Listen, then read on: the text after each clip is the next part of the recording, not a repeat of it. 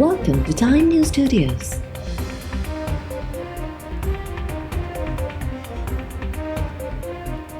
You are watching 12 p.m. Bulletin. उत्तर वजीरिस्तान में security forces जो कुछ इतलाती ऑपरेशन 14 भारतीय स्पॉन्सर्ड खारजी मारिजी विया। ISPR मूजिब 2 ऐं 3 जून ते सिक्योरिटी फोर्सेस उत्तर वजीरिस्तान जे इलाइक़े दत्ताखेल में कुछ इतलाती ऑपरेशन कयो।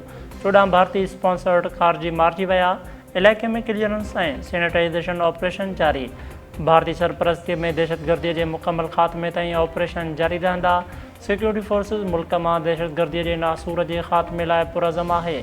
वज़ीर आज़म शहबाज शरीफ़ चयो आहे त इंसानियत जे दुश्मन दहशतगर्द जे नापाक इरादनि खे मिटीअ में मिलायो वेंदो। सिक्योरिटी फोर्सेस जे पेशावराणे मुहावरत जे ज़रिए असां दहशतगर्दनि खे जल्द पाणा पटे छॾींदासीं। हुकूमत ऐं सिक्योरिटी फोर्सेस मुल्क मां दहशतगर्दी जे मुकमल ख़ात्मे लाइ पुरज़म आहिनि। सदर आसिफ अली ज़रदारी पारां बि भारतीय स्पॉन्सर्ड 14 खारजियुनि खे जहन्नम भेड़ो करण ते सिक्योरिटी फोर्सेस खे ख़राज तहसीन पेश। सदर ज़रदारी चयो आहे त दहशतगर्दनि जे मुकमल ख़ात्मे ताईं सिक्योरिटी फोर्सेस जूं कार्रवाइयूं जारी रहंदियूं। TP चेयरमैन बिलाल भुट्टो ज़रदारीअ जी अॻुवाणीअ में पाकिस्तान वफ़द न्यूयॉर्क जो दौरो मुकमल करे वाशिंगटन पहुची वियो। बिलाल भुट्टो समेत पाकिस्तान जो 9 रुकनी वफ़द ट्रेन ज़रिए न्यूयॉर्क खां वाशिंगटन पहुतो। ज़रियनि मूजिबि वफ़द 6 जून ताईं वाशिंगटन में तरसंदो। अमरीकी अख़्तियारनि ऐं थिंक टैंक आॾो पाकिस्तान जो मौक़िफ़ पेश कयो वेंदो। बिलाल भुट्टो ज़रदारी वाशिंगटन में मीडिया जे नुमाइंदनि सां बि ॻाल्हि ॿोल कंदो। न्यूयॉर्क दौरे दौरान वफ़द UN सेक्रेटरी जनरल असेंबली जे सदर, सलामती कौंसिल जे मेंबर्स ऐं OIC जे सफ़ीरनि सां गॾिजणियूं कयूं। क़ौमी इक़्तिसादी कौंसिल जो इजलास अॼु तलब नए माली साल जी तरक़ियाती बजट जी मंज़ूरी ॾिनी वेंदी। ज़रियनि मूजिबि वज़ीर आज़म शहबाज शरीफ़ इजलास जी सदारत कंदो। गिलगित बल्तिस्तान समेत चइनी सूबनि जा वॾा वज़ीर ऐं सूबाई नुमाइंदा शिरकत कंदा। इजलास में नए माली साल जे क़ौमी तरक़ियाती बजट ऐं मैक्रो इकोनॉमिक फ्रेमवर्क जी बि मंज़ूरी ॾिनी वेंदी। ज़रियनि जो चवणु आहे त ईंदड़ माली साल लाइ क़ौमी तरक़ियाती बजट में 4000 अरब रुपया ऐं PSDP जी मद में 1000 रुपया रखण जो इम्कानु आहे। मलिर जेल मां कैदियुनि जे फ़रार थियण वारे वाक़े जो डिप्टी जेल सुप्रीडेंट जे फ़रियाद ते केस दाख़िल। पुलिस खां हथियार फुरण, पुलिस मथां क़त्ल जे इरादे सां हमिलो करण ऐं जेल टोड़ण समेत दहशतगर्दी जा कलम शामिल। FIR में ॼाणायो वियो आहे त इतलाउ मिलियो त राति 12 वॻे ज़िलज़िले सबबि कैदियुनि जेल अंदरि भञ-ट्राह कई ऐं ताला टोड़िया। सूरत हाल ते ज़ाब्ते जी कोशिश दौरान 8 कैदी साथियुनि जे फायरिंग में ज़ख़्मी थी पिया। 216 कैदी फ़रार थी विया हुआ, जिन मां 88 कैदियुनि खे गिरफ़्तार कयो वियो। 128 अञा फ़रार आहिनि। केस में जेल टोड़े फ़रार थींदड़ हिकु बि कैदीअ जो नालो न लिखियो वियो। FIR में मारिजी वियल हिकु कैदीअ जी वलदियत नामालूम लिखण सां बि सवाल उथण लॻा। कराची में फोरू बेलगाम। सदर मोबाइल मार्केट में वापारीअ खां 58 लख रुपया फुर। वाक़े जा CCTV फुटेजिस साम्हूं अची विया। फुटेजिस में ॾिसी सघिजे थो त 3 ॼणा बैंक मां रक़म कढाए वञी विया हुआ त 2 मोटरसाइकिलुनि ते सवार 4 हथियारबंद रक़म फुर करे आसानीअ सां फ़रार थी विया। CCTV फुटेजिस में ट्रैफ़िक पुलिस एहलकारनि खे बीठे ॾिसी सघिजे थो।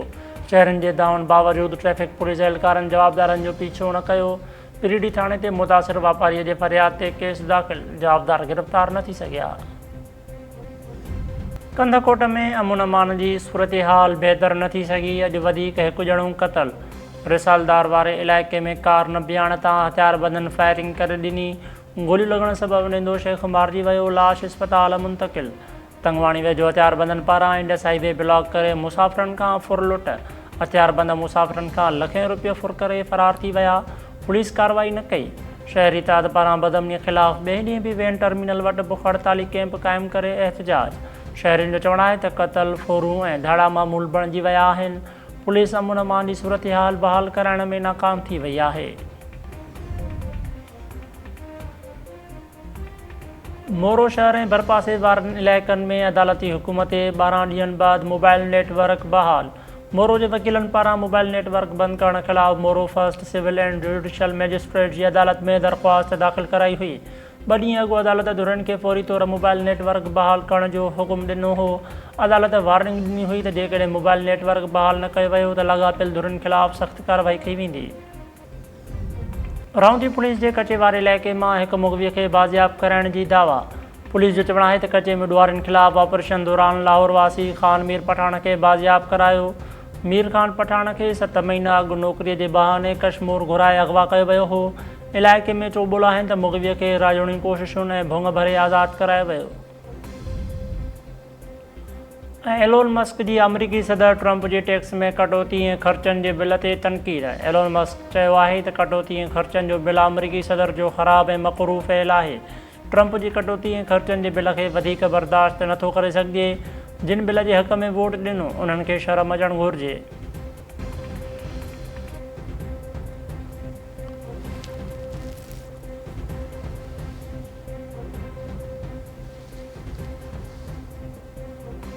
अस्सलाम वालेकुम नाज़रीन, टाइम न्यूज़ में भली कार आहियां अब्दुल हकीम नारे जो हेडलाइन सां वॾी टियूं तफ़सीली ख़बरूं शॉर्ट ब्रेक खां पोइ।